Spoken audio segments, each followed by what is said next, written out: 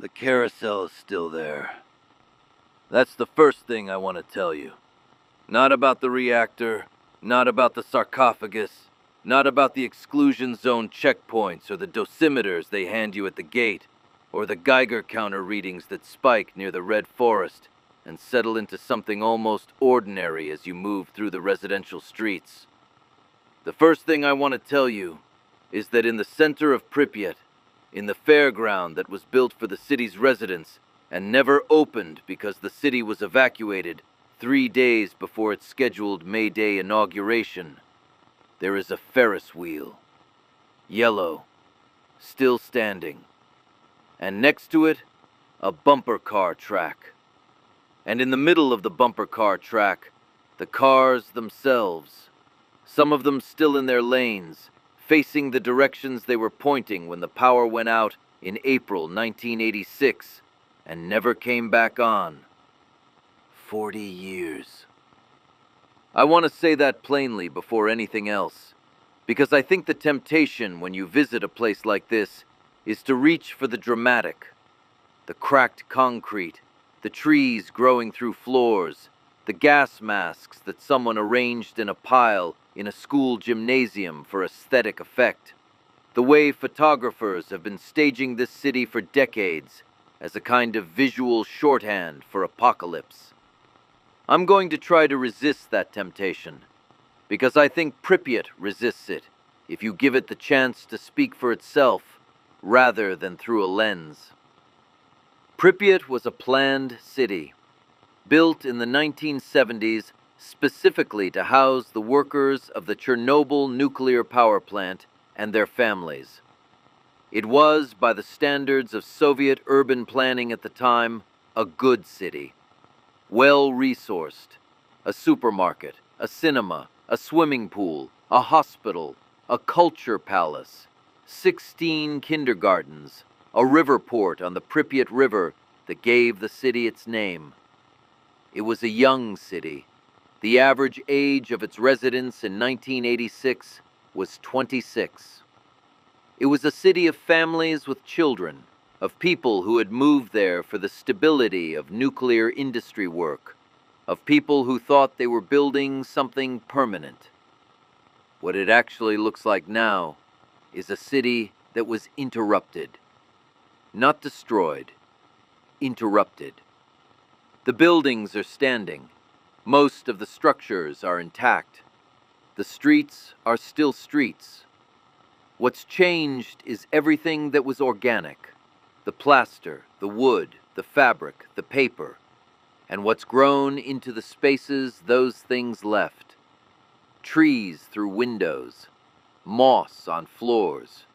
Roots lifting the same pavements that 50,000 people walked on in April 1986 and haven't walked on since. 50,000 people. Gone in 36 hours. Told to pack for 3 days. Most of them never came back. Some of them lived into old age in other cities and other countries, and spent the rest of their lives with Pripyat inside them the way you carry any place that formed you. Some of them came back as visitors, decades later, and stood in their own living rooms looking at the place where their furniture used to be. Some of them died not long after the evacuation, for reasons that will never be officially attributed to the reactor that burned 11 kilometers away. The carousel is still there. I stood next to it for a long time. I didn't take a photograph.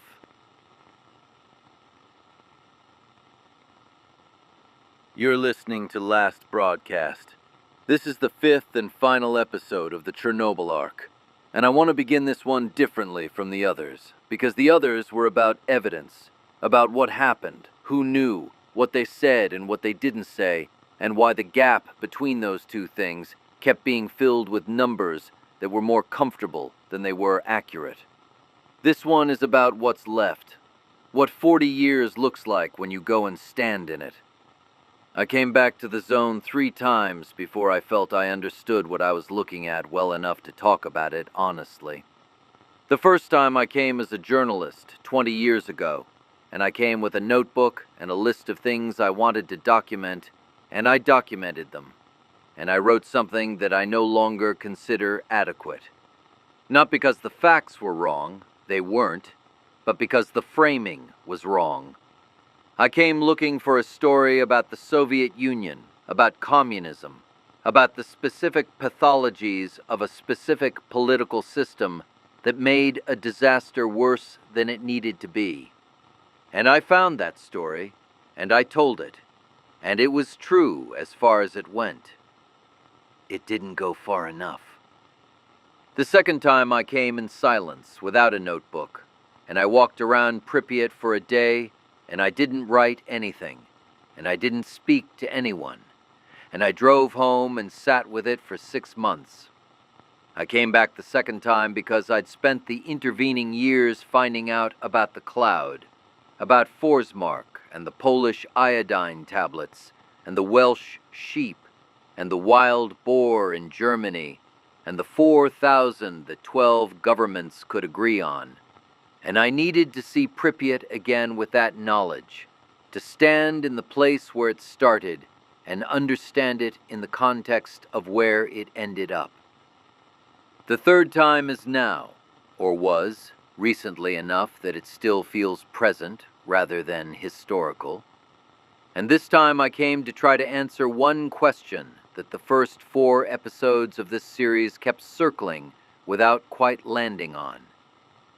What are we supposed to do with a place like this? Not in a policy sense.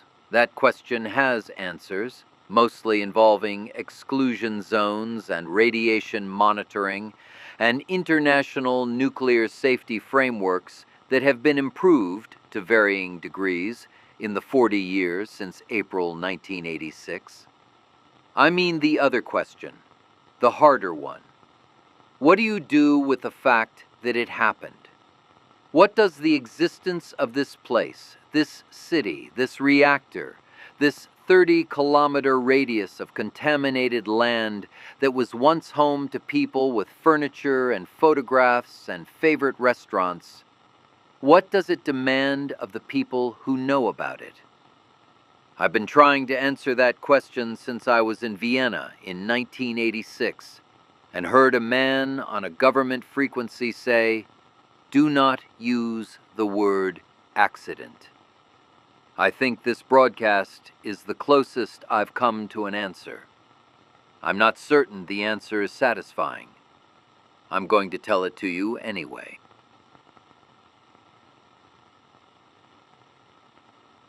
There is a structure over Reactor 4 now. Not the original sarcophagus. The improvised concrete shell that was built in the months after the explosion by the Liquidators we discussed in the third broadcast. 600,000 people went in, and among the things they built, working in conditions that were not survivable for extended periods, was a cover for the reactor. Hastily designed, hastily constructed, never meant to be permanent. Always understood by the people who built it to be a temporary measure while a better solution was found. They built a temporary cover in 1986. It was still there in 2016. The better solution that was eventually found is called the new Safe Confinement. It is an arch, a steel arch, 108 meters tall at its peak, 257 meters wide, 162 meters long. The largest movable land structure ever built. It was constructed on rails beside the reactor and then slid into position over the original sarcophagus in November 2016, enclosing the entire structure in a sealed environment where robotic equipment can eventually dismantle the remains of the reactor from the inside, safely. It took 30 years to build a permanent solution to a problem that was created in one night. The new Safe Confinement is designed to last 100 years, after which it will need to be replaced, or the work inside it will need to be complete. The timeline for removing all the radioactive material from inside Reactor 4 runs into the 2060s at the most optimistic estimates, Some assessments put it further. The decommissioning process involves not just the reactor building, but the entire site. The cooling ponds, the spent fuel storage facilities, the contaminated structures that were built and rebuilt around the original site in the months and years after the explosion. The scope of what needs to be done is still being established by robotic surveys, because the radiation levels in certain areas remain too high for human workers to enter and measure directly. The explosion happened in 1986. The cleanup, by current estimates, will not be complete until somewhere in the middle of this century, perhaps later. I want to give you the scale of that, because I think numbers lose their weight when they're stated plainly. 40 years of work already done. 40 more at minimum to go. The people who will finish the cleanup of Chernobyl have not yet been born. They will finish work that was started before their parents were adults. They will handle the consequences of a decision that was made in a control room on a night they will only know from history, by people whose names they may or may not have been taught. This is what "do not use the word accident" actually cost. Not the immediate dead, as devastating as they were. Not even the people who will die in the coming decades from cancers that will never be officially attributed. The cost is measured in centuries, in the lifetimes of people who haven't been born yet, who will still be managing this. Do not use the word accident. Someone in a control room decided that word was too dangerous to say out loud. And the alternative, the silence, the minimization, the deliberate delay in telling the truth, added years, added decades, added cost and contamination and unnecessary exposure that cascaded outward in ways that are still cascading now. That is what the word cost.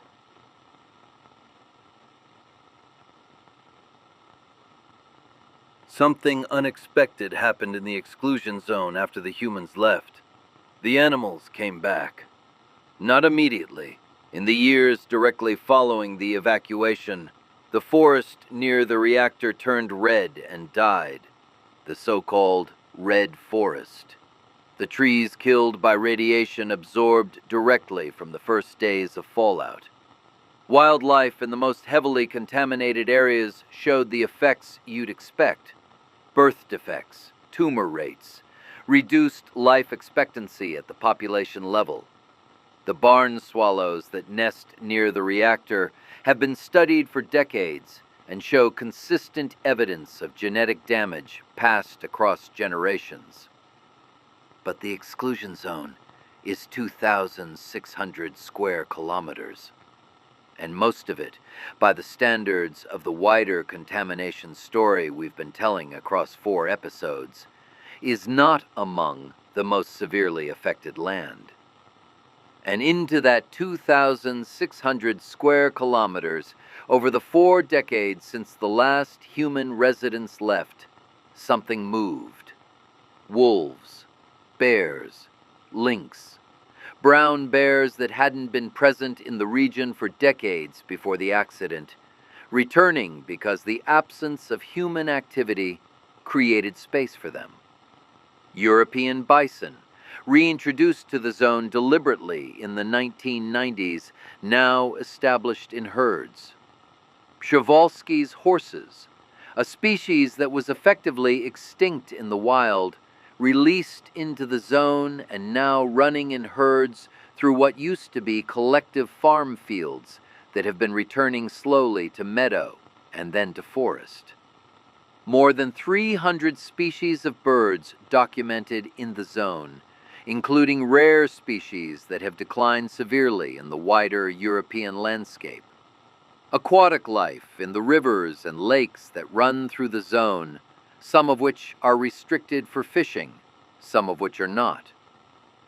There is a specific kind of irony in this that I've been sitting with for 20 years and still haven't fully resolved. The worst nuclear accident in human history produced as a side effect, one of the largest effective nature reserves in Europe.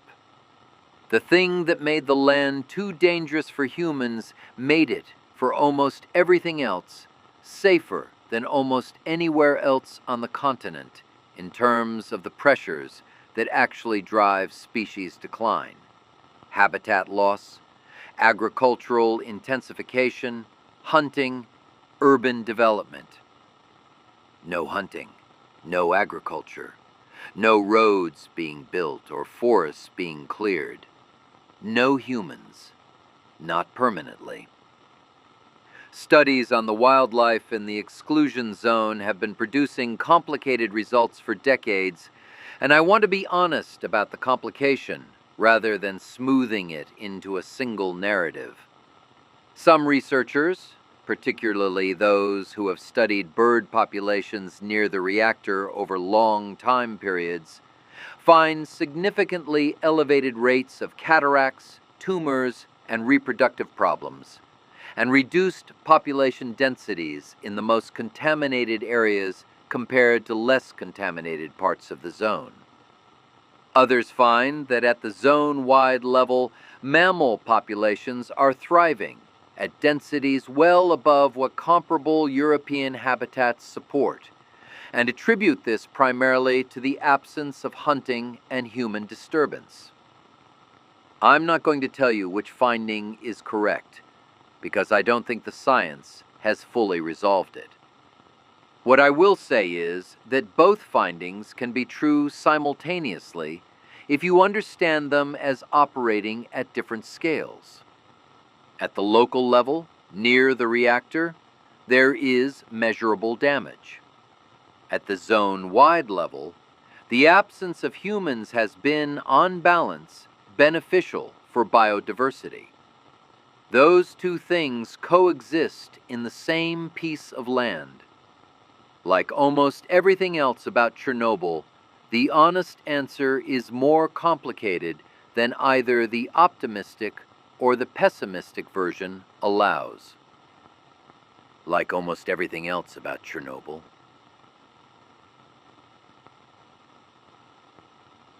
People go there now.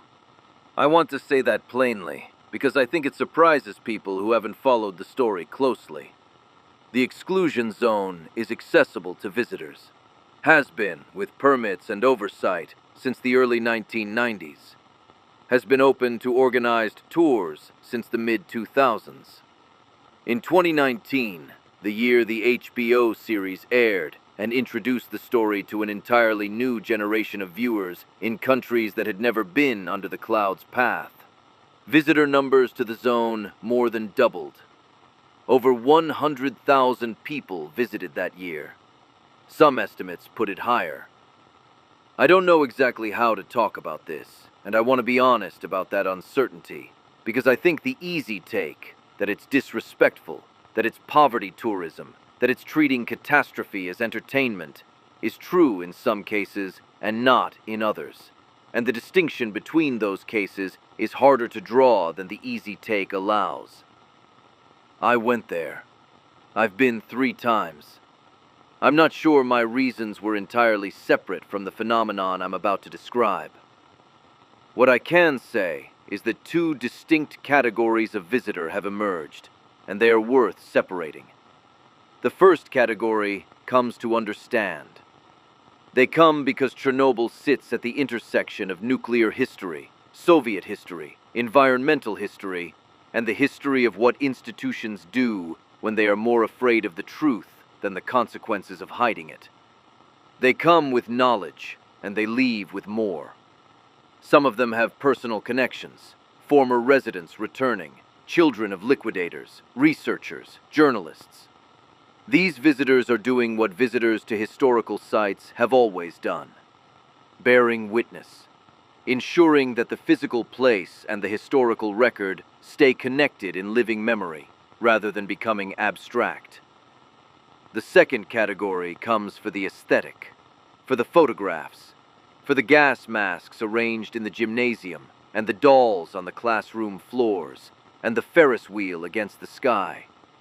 For the experience of somewhere that looks like the end of the world, without actually being the end of the world. For content. For the feeling of having been somewhere significant, without necessarily engaging with why it is significant, or who paid the price for its significance. I've watched people pose for photographs in front of the reactor building with expressions I found difficult to read. I've seen the photographs that come out of the zone on social media, and I've looked at them for a long time, trying to locate what it is that makes some of them feel right and some of them feel wrong. And I think the answer has something to do with whether the photographer appears to understand that they're standing in a place where specific people died for specific reasons that specific other people worked very hard to obscure. A ruin is not a backdrop. 50,000 people lived in Pripyat. They had furniture and photographs and favorite restaurants and Sunday routines. The bumper cars in the fairground were waiting for children who never rode them. The Ferris wheel was due to open on May Day. None of that is a set. None of it is for us.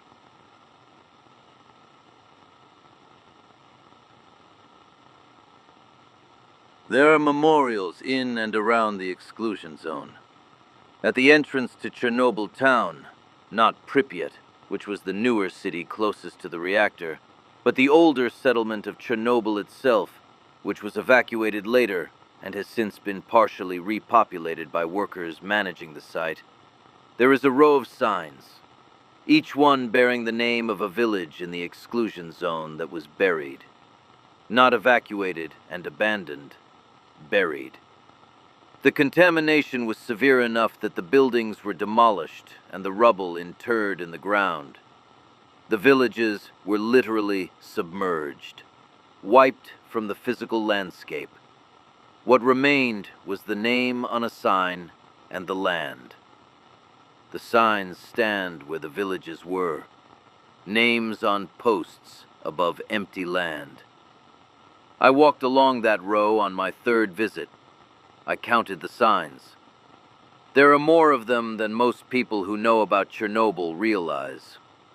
The disaster didn't just affect the city closest to the reactor. It reached further than the maps in most documentaries show. There is a memorial to the Liquidators. There is a memorial specifically to the firefighters who responded on the first night. The men who were not told what they were walking into, who were handed equipment that gave them no protection from what was actually there, who absorbed doses that killed several of them within weeks and damaged most of them in ways that lasted the rest of their lives. The memorial exists. The firefighters are commemorated. Commemorated, not compensated. Not in most cases. The distinction matters, and I want to dwell on it, because I think it's the distinction that most monument-making quietly erases. A memorial is an act that benefits the people looking at it. It provides closure, context, a place to direct grief. It says, "We remember." It does not say, "We prevented this from happening." It does not say, "We held accountable the people responsible." It does not say, "We changed the system that made this possible." I have spent a significant portion of my professional life in proximity to disasters and their aftermath. I've stood at more memorials than I can count. And I've noticed something about the timing of memorials, about when they get built and why. They tend to get built when the people who could be held accountable are no longer alive, or no longer in power, or no longer relevant to the present arrangements of power. They get built at the moment when remembering becomes safe, when remembering requires nothing of anyone. The Soviet Union collapsed in 1991. The people who said, "Do not use the word accident," who assigned dose quotas to ensure the records didn't reflect what actually happened, who built the paper wall around the bodies of 600,000 liquidators. Most of those people are dead. Some lived to see the collapse of the system they served. A small number lived to give interviews. Almost none of them were ever held accountable in any formal sense. The memorial to the liquidators went up after most of them were already dead, after the government that sent them in had ceased to exist, after the accountability window had quietly closed. Monuments are for the living. They are not for the dead. The dead needed something else. The dead needed someone to tell the truth while it was still possible to do anything about it. That is what this series has been about, not the memorials. What came before the memorials were necessary.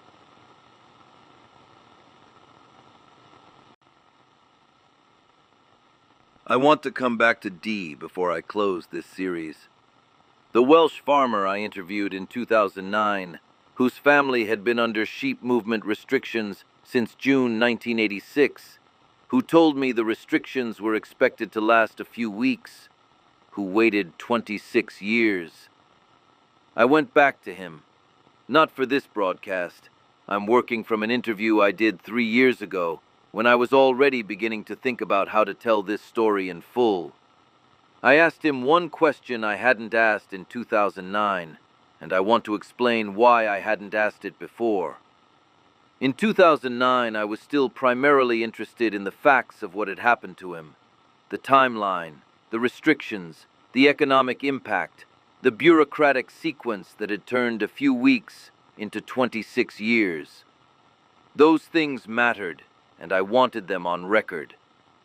By the time I spoke to him again, I was more interested in something harder to put on record. Not what had happened, what it had felt like to live with what had happened. I asked, what did you want when it was happening? Not compensation, not an apology. What did you actually want in those 26 years? He was quiet for a long time. He said, I wanted someone to say it out loud. Not in a document, not in a compensation scheme, not in a technical bulletin that went to land agents and vets and farming advisory bodies, but not to the people whose land it was actually about. I wanted someone with a platform, a minister, a scientist, someone from the relevant government department, anyone, to stand in front of people and say, fallout from a Soviet nuclear accident is still present in the upland soil of parts of Wales, and we are managing it. And here is what that means, and here is what it doesn't mean. And we are sorry that this happened to your land, and we are not going to pretend otherwise. Nobody ever did that. He said, the letters came, the compensation came eventually, the inspectors came every year, the restrictions were lifted eventually, upland by upland, as the cesium levels came down. And nobody ever stood up and said it plainly. It was always in the small print, always in the technical report, always somewhere you had to know to look and to understand the language of, and to have the time and the education and the access to go and find. I asked him, was there something specific that happened that made you feel it most acutely? A moment where the gap between what was true and what was being said felt largest. He said, there was a public meeting a few years in, a council meeting about something related, and the topic of the restrictions came up. And someone from a government body stood up and described the situation in language so measured, so careful, so full of qualifications and conditional statements, that by the time they finished, you had no sense that they were talking about something that was affecting real farms and real families and real livelihoods right now. It just sounded like a managed situation, under control, being monitored. He said, I went home and looked at my sheep and I thought, that's what we are, a managed situation. I asked him if it would have made a difference, if someone had stood up and said it plainly. He said, I don't know if it would have changed anything practical. The restrictions were what they were. The soil had what it had in it, and it would take the time it would take to come down. None of that would have changed with different language. He paused, and then he said, but I think I would have felt less like I was going mad. Because for 26 years, I was living with something that the official story said wasn't significant enough to name plainly. And living with that, with the gap between what you can see with your own eyes and what you're being told is real. That's its own kind of damage. That's its own kind of damage. I've been thinking about that phrase since he said it. The gap between what you can see with your own eyes and what you're being told is real. That gap has a name in the psychological literature. It has a name in the political science literature. It has a name in the testimony of almost every person who has ever tried to speak honestly about what they witnessed inside a system that needed them to stay quiet. The name changes. The gap is always the same.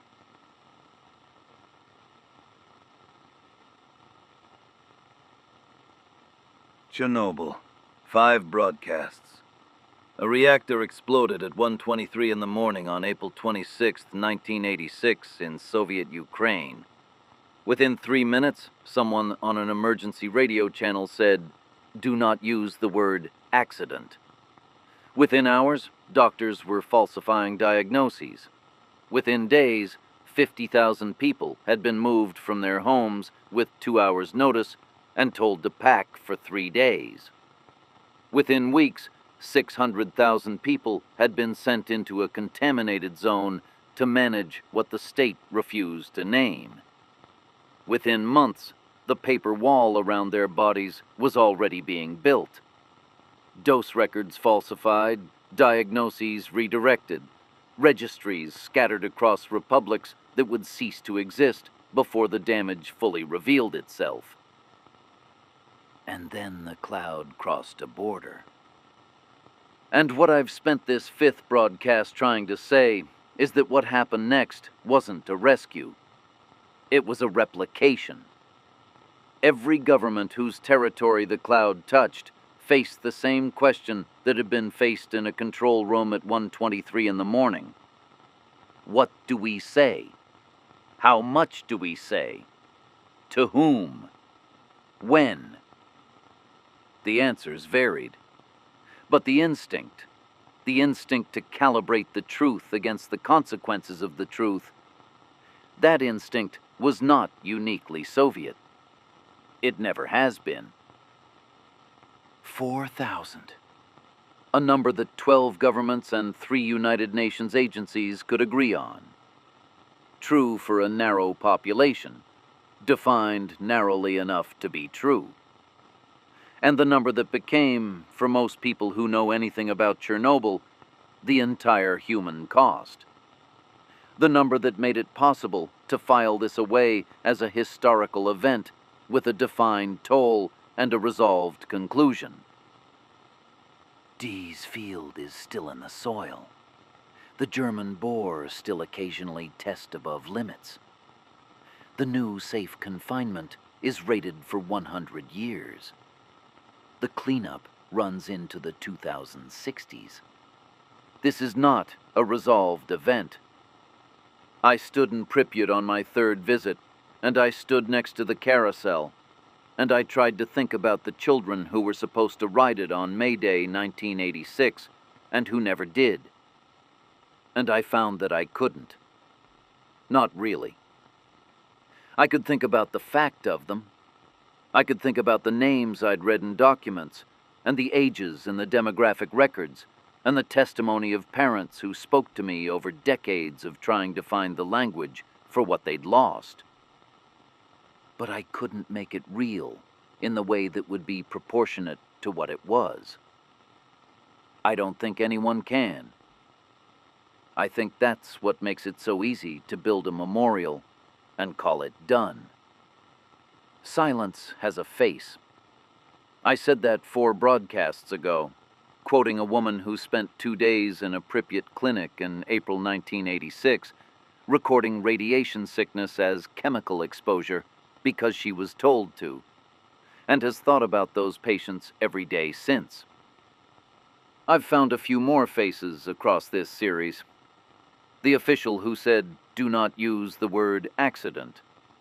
The minister of a Western government whose communications in those first days were measurably more reassuring than the data available to them justified. The members of an international body who spent years negotiating a number that 12 governments could live with. The people who built a memorial and felt that building it was sufficient. Not all the faces were Soviet. Not all the silence was theirs. That's what I came to Pripyat to understand. That catastrophe doesn't produce a single villain whose removal would have prevented it. It produces a series of decisions, each one made by a person or an institution with reasons. Some of those reasons understandable, and some of them not. And the accumulation of those decisions is what the disaster actually was. The reactor explosion was one night. The disaster is everything that followed it, for 40 years, by everyone who had a choice about how to respond to what they knew. Last broadcast will continue. There are other silences. There are other places where something happened, and the official story was built to contain it.